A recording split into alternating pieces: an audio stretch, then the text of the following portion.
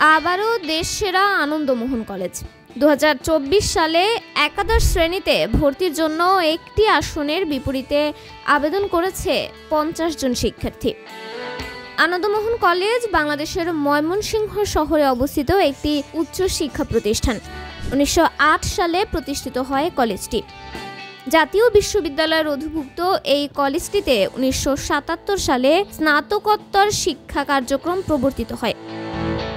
জ্ঞানের জন্য এসো, সেবার জন্য বেরিয়ে যাও, এই মূল মন্ত্রকে কাজে লাগিয়ে প্রায় 38,000 শিক্ষার্থীকে নিয়ে এগিয়ে যাচ্ছে এই প্রতিষ্ঠানটি।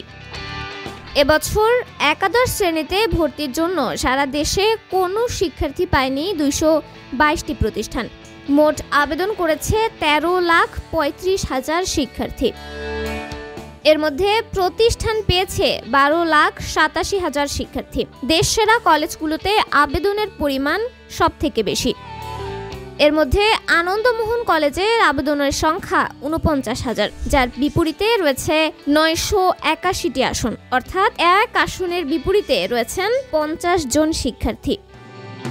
এছাড়া আদমজী ক্যান্টনমেন্ট কলেজে আবেদনের সংখ্যা 35,000, বিএএফ শাহীন কলেজে 32,000, ঢাকা সিটি কলেজে 30,000, যার বিপরীতে আসন সংখ্যা রয়েছে যথাক্রমে 2,290, 1,820 এবং 4,085টি।